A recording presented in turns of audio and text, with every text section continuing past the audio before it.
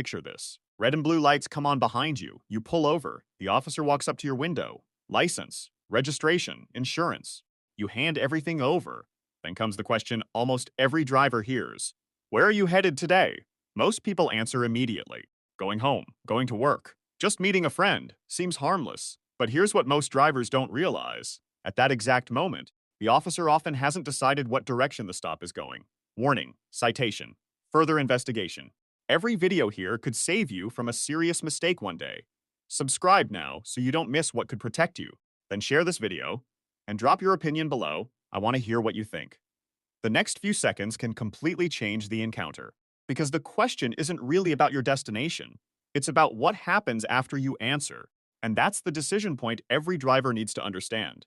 The trap starts because the question sounds casual. It sounds like small talk. It sounds friendly. So drivers lower their guard. Officer, where are you headed? Driver, I'm going to my cousin's house. Officer, which cousin? Driver, over on Maple Street. Officer, how long are you staying there? Driver, not sure, officer. Why are you going there? Driver, just hanging out. Notice what happened. The conversation keeps expanding. One answer becomes two answers. Two answers become five answers. Five answers become an entire interview. Most drivers never intended to give a statement, but that's exactly what they've done. The officer now has details, timelines, locations, names, explanations, and every additional detail creates opportunities for inconsistencies.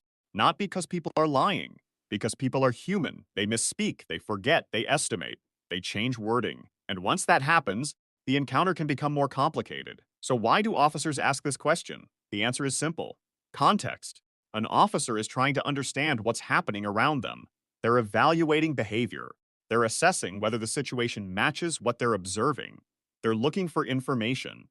If someone appears nervous, the answer provides context. If someone's driving at an unusual hour, the answer provides context. If something seems unusual, the answer may explain it. The question itself isn't necessarily a problem.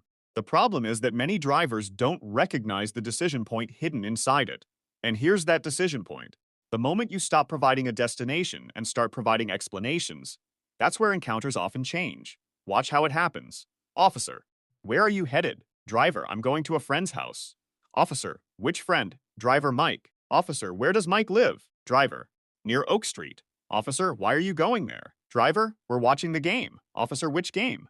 Driver, actually, maybe we're going out after. Now the officer has multiple details, different locations, different plans, different explanations, nothing criminal, nothing suspicious. But the conversation keeps growing.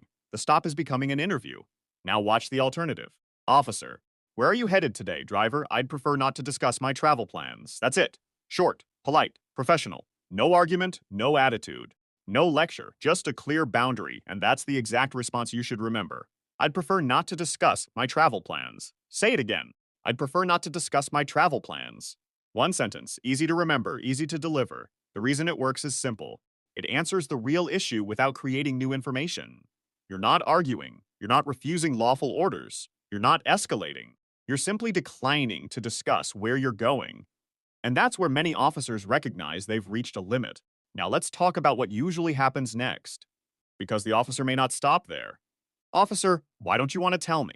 This is where drivers often make a second mistake. They start explaining their refusal.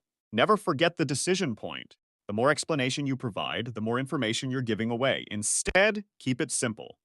Officer, why don't you want to tell me? Driver, I'd prefer not to discuss my travel plans. Same answer. Officer, it's just a simple question. Driver, I'd prefer not to discuss my travel plans. Officer, you got something to hide? Driver, I'd prefer not to discuss my travel plans. Notice the pattern. The answer doesn't change. Because the purpose isn't to win an argument. The purpose is to avoid turning a traffic stop into a conversation about your personal activities. Another common pressure tactic sounds like this. Officer, if you've done nothing wrong, why not answer, sir?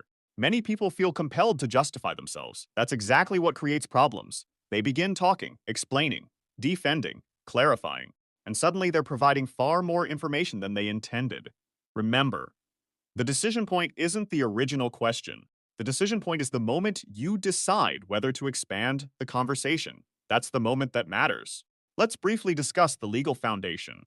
In the United States, courts have generally recognized that drivers must comply with lawful requirements during traffic stops. such as identifying themselves when required and providing requested documents.